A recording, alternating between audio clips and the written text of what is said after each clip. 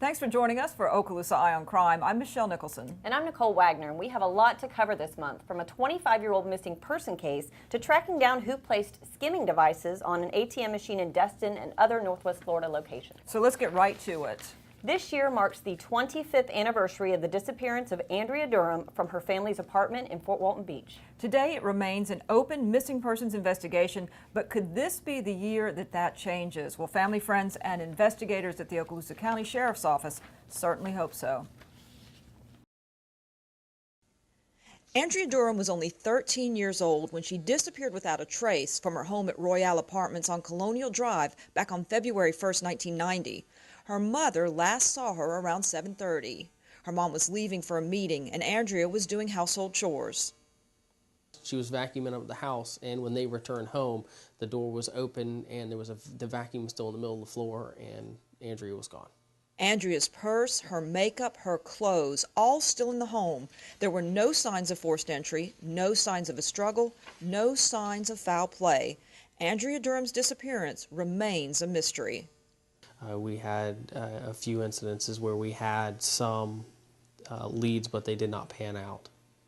We're still looking for any information that we can get to hopefully find her or, resolve this issue. Andrea's case has been profiled in local and national media, with advanced stage photos done to show how she might look today. If you have any information about the disappearance of Andrea Durham on February 1st, 1990, contact the Okaloosa County Sheriff's Office at 850-651-7400 or contact Emerald Coast Crime Stoppers at 850-863-TIPS. And next up, the Okaloosa County Sheriff's Office is asking for information about a business burglary in which an ATM was stolen. The deputies were called to the Taco Town there on State Road 4 in Baker on the morning of March 7th, referenced damage done to the front door of the business. Then once they got inside, they discovered that someone had forced entry after shattering the glass front door and removed the ATM, which was apparently no small feat either. So anybody with information about that, give us a call, 863-TIPS. And the Okaloosa County Sheriff's Office is cautioning citizens about an ATM skimming device. It had been found at the Hancock Bank located on Emerald Coast Parkway in Destin, and a similar device was also found at a bank in Gulf Breeze the same day. Investigators are recommending that you check an ATM by gently pulling on equipment where the card's inserted to ensure that these devices called skimmers have not been installed. If the equipment does not seem secure, then it's recommended that you report that to law enforcement. Anyone with information about devices like these can contact the Sheriff's Office or Emerald Coast Crime Stoppers. Let us know, and obviously this has shown up in a couple different places around the area, so not just Okaloosa County targeted. That's right, several places. And next up, the Defuniak Springs Police Department needs your help in identifying these men who stole money from a vending machine and then damaged it. A significant amount of damage, about $5,000. The incident occurred in mid-January at the Econo Lodge there in Defuniak Springs. So take a look at those photographs, and if you recognize any of them, give us a call. You can remain anonymous. An autopsy done last November revealed that a Destin teenager whose body had washed ashore on a beach west of these Pass died from a gunshot wound to the head. 18-year-old Jonah Campbell had last been seen at his home on Airport Road around 1:50, that's in the afternoon on November 20th. But the teen didn't show up for work that day and did not answer repeated calls to his cell phone. A deputy patrolling Gulf Shore Drive in Destin spotted a Honda Civic near the Noriega Point beach access on November 26th. That car turned out to belong to Campbell, and it had reportedly been there for several days. The inside was his driver's license, some cash, and his debit card. And a person later reported seeing someone matching Campbell's description in that area. There's currently no clear determination as to whether or not the gunshot wound was self-inflicted. So Okaloosa County Sheriff's Office investigators are still trying to solve that puzzle. They're asking anybody with information to contact them. And of course, you have different options for Crime Stoppers, from these 863-TIPS to emeraldcoastcrimestoppers.com to texting TIP 214 plus your message to crimes 274-637. Yeah, lots of ways to report it anonymously. And next up, the Fort Walton Beach Police Department is trying to identify these men that purchased multiple gift cards at Winn-Dixie and Uptown Station, Publix, and both Publix actually, the one down by the Brooks Bridge and then the one on Racetrack Road, over multiple days, and they used what appeared to have been a cloned credit card because the owner of the card was still in possession of his card. So if If you have any information, you can contact the Fort Walton Beach Police Department or, of course, Emerald Coast Crime Stoppers. And for our next case, we go out to Seagrove Beach in Walton County, where Emerald Coast Crime Stoppers and the Walton County Sheriff's Office are trying to identify this man in reference to an armed robbery that took place at the Tom Thumb in Seagrove Beach. That was back on February 1st at 7:30 in the morning. He's described as a black male, about 5'10", 160 pounds, who had bad teeth. So anyone with information on that can give us a call. Now next up, a video showing two Okaloosa County deputies rescuing a man from a burning car in Destin on Christmas Day garnered attention from as far away as Sweden and Japan. And not only that, it garnered more than 42,000 hits on the agency's YouTube page, and it also earned the two deputies Medals of Merit and Life-Saving Awards from the OCSO.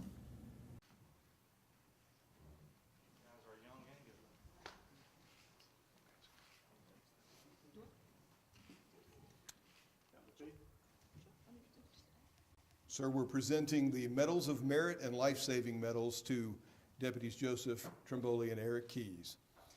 This award comes not with just a description of the event and their heroism, but you'll see a video as well. On Christmas Day, Deputies Joe Trimboli and Eric Keys responded to a traffic crash with injuries on Main Street in Destin. When they arrived, the car was on fire.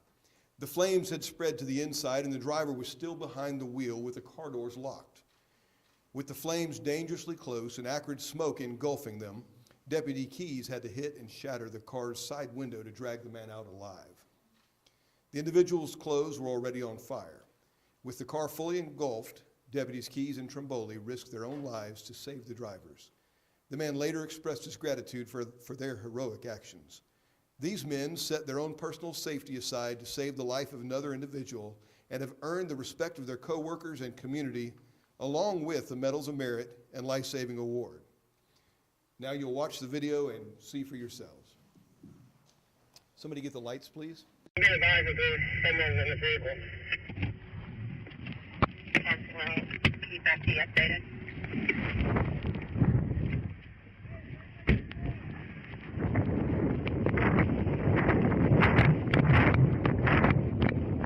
Anybody in there? Hey! That window bust out. Hey! Answer me! Hey! Hey! Get out of the car! Get out of the car! 298, we have someone in the car. Hey! Get out of the car! Break!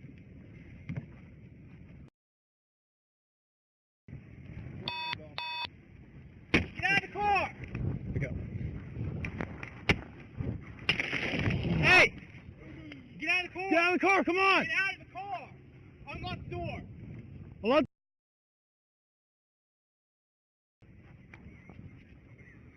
That's 10-4. We can't get him out, sir. He's in the car. Come on, unlock the door! Unlock the door! Come on. Come on, get out of the car. Come on, buddy. Get out of the car. Come on, come on. Watch his way, watch his leg. Get out of the car, get out of the car. Let's go!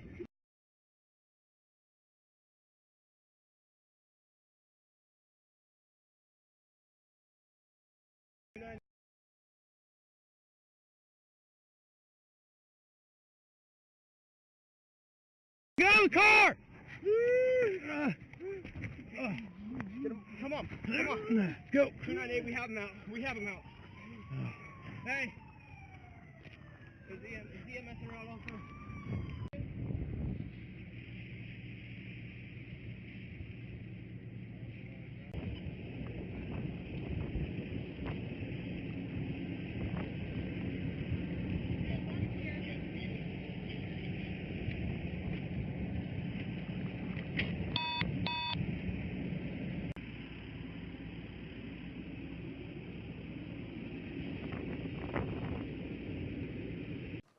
This is the kind of work and commitment that your deputy sheriffs, your co-workers, and community members have, and we want to recognize them for life-saving and merited medal.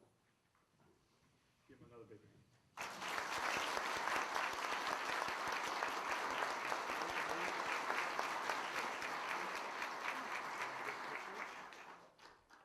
I'm getting out. You want to open them? There's a couple.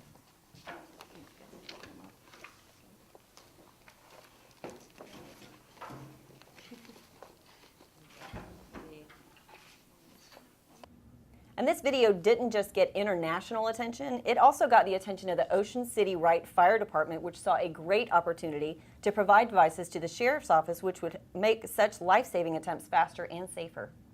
We saw in December of 2014 two deputies that were involved in a outstanding rescue pulled a man from a burning car. Now, had they been there a little bit later or had circumstances been a little bit different, the outcome might not have been as favorable. And that's a great example of where seconds matter. So from the Ocean City Fire Department, we looked at this and saw an opportunity to assist our teammates, the people we work with on the streets, and try to help save seconds when it's critical. So what we've got are rescue center punches, and these are designed to allow quick, rapid access for first responders to get into vehicles, whether it's a vehicle on fire or a patient that needs immediate medical attention after a vehicle accident or any number of situations. These devices will allow for quick access into the vehicle. To accompany these, we've produced a short training presentation that will teach the officers how to use these devices and how to get into the vehicles the quickest possible way and the safest possible way. The devices being donated to you are spring-loaded center punches with a built-in seatbelt cutter. This device takes a small steel rod with a fine point and uses a spring to apply high pressure to a precise area. With a small amount of force, these devices will shatter a car window instantly. Once I gain entry, I will cut the seat belt. Now remember, you may have to cut the shoulder belt and the lap belt. Once these are cut, you will remove the victim from the vehicle. Now I'll demonstrate how quickly this can be done.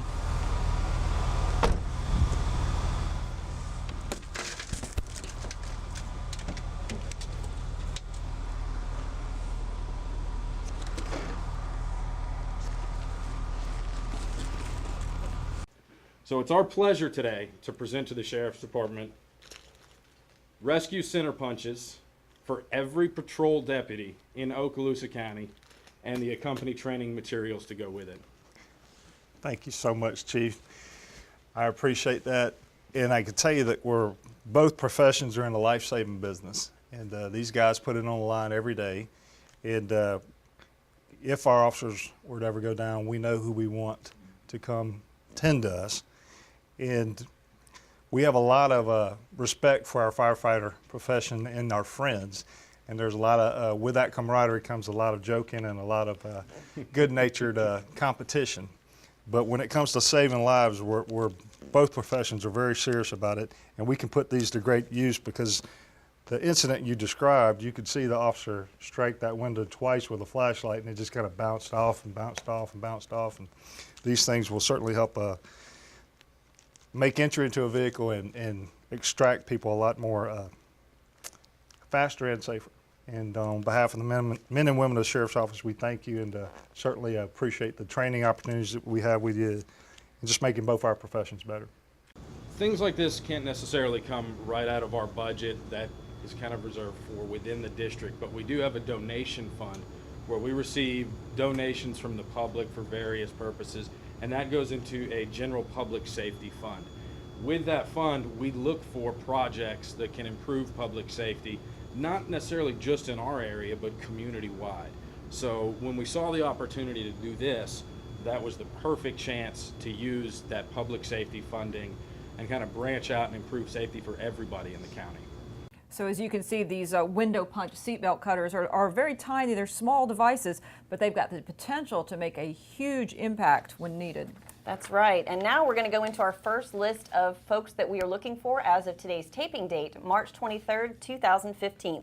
And the first one is some good news, and that's Akeem Elijahwan Calloway has been located, and that was thanks to a Crime Stoppers tip. But still looking for Stephen Gabriel Arnett, wanted by the Sheriff's Office for battery by strangulation, as well as non-payment of child support. Last known address was on Tupelo Avenue in Fort Walton Beach. And a new face to the show is 30-year-old Robert Lee Hutton, who's wanted by the Walton County Sheriff's Office for violation of probation on the original charges of battery on a law enforcement officer, and he was last known to live in Freeport. And contact Emerald Coast Crime Stoppers if you know where to find 30 33-year-old Michael Scotty Laraviti, wanted by the Sheriff's Office for possession of controlled substance, possession of marijuana, possession of drug paraphernalia. Those are all violation of probation charges for that. And Laraviti was last known to live in Fort Walton Beach on Miracle Strip Parkway. And Joshua James Pickard, whose last known address was in Defuniak Springs, he's wanted for violation of probation for possession with intent to sell, manufacture, deliver a controlled substance, possession of marijuana, and possession of paraphernalia.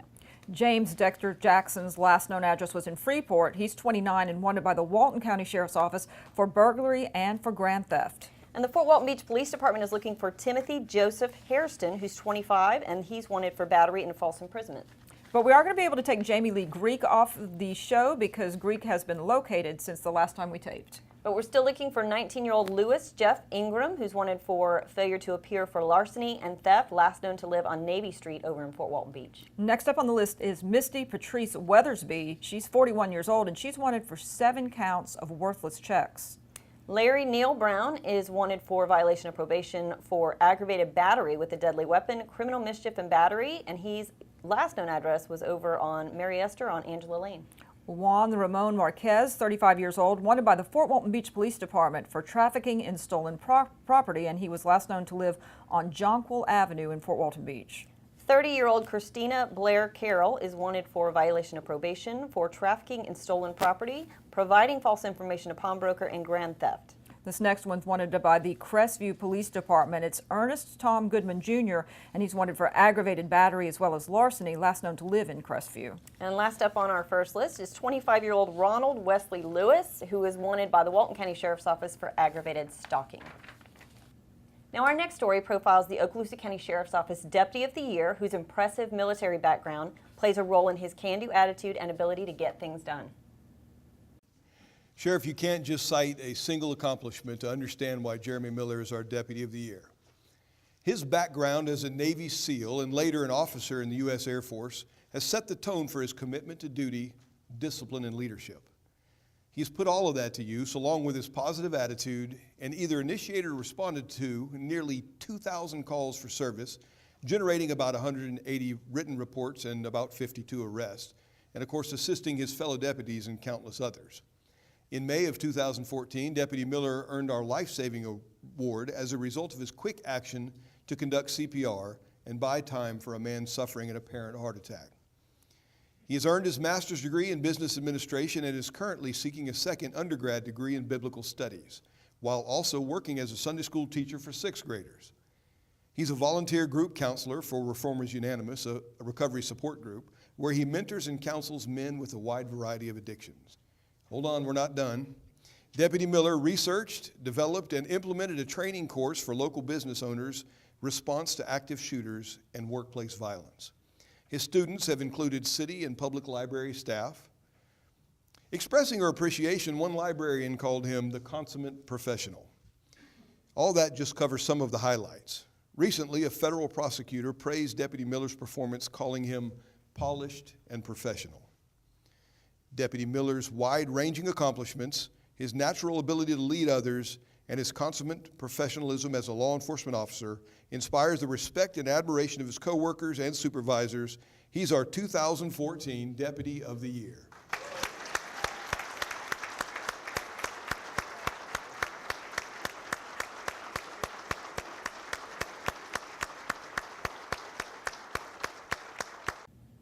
And speaking of awards, this year marks the centennial celebration for the Okaloosa County Sheriff's Office, and a deputy who decided to delve into the agency's 100-year history turned up fascinating information and earned a special award from Sheriff Larry Ashley for his efforts. Today, with special recognition for your outstanding commitment to preserve the 100-year history of Okaloosa County Sheriff's Office 2015.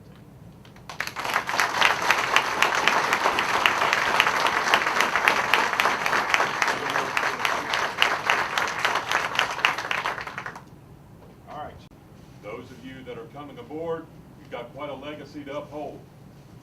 You've got a lot in front of you. This is one of the most outstanding agencies in the state of Florida, in my opinion, from what I've been researching. So you've got quite the legacy to follow up on, and welcome aboard to the family. Take it upon yourselves to learn about this agency and its rich history and what it has to offer. It is ever-changing, and my mantra when I started this was, 100 years was an awful lot of time. Where do I start? I started this project back in August of 2014 when I really started this project. And it's like the old saying goes, how do you eat an elephant? One bite at a time. And that's the way I approached it, just one bite at a time. Take it with the first sheriff and work my way through. But I am the one that is truly honored to have been able to be a part of this project for such an outstanding agency, and to get Sheriff Summerlin added to the memorials in Tallahassee and also in Washington, D.C., not only for the citizens but for his family as well, who are certainly have conveyed to me their gratitude and appreciation to this agency for taking the steps we did to get him recognized. With that being said, I thank you once again, Sheriff. Thank you very much. Give him a big hand. I appreciate it.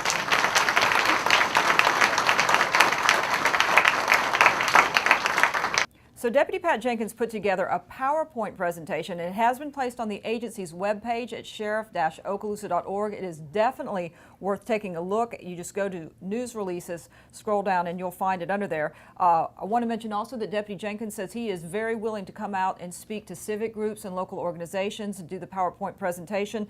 So if you're interested in having him come out to speak to any local groups, you can just call the Public Information Office, 651-7420, and we'll get that arranged for you. And here's a glimpse of a couple of the interesting historical tidbits that Deputy Jenkins uncovered in his 100 years of the Okaloosa County Sheriff's Office. He told us that the first pair of canines was purchased in 1930 under Sheriff Lancelot Hughes, who also at the time could fit the entire agency in one car, a grand total of 4 deputies for all of Okaloosa County. He also talked about Sheriff James MacArthur, who helped clean up gambling in Okaloosa County and purchased the first two-way radio communications for deputies with his own money. Wow, and there's that and much, much more, including many historical photos, so definitely worth a look. Go check it out. It is. I mean, and he didn't get into the dry history. He got into the colorful, interesting history of the Sheriff's Office, so it's definitely worth taking a look. And again, if you'd like for him to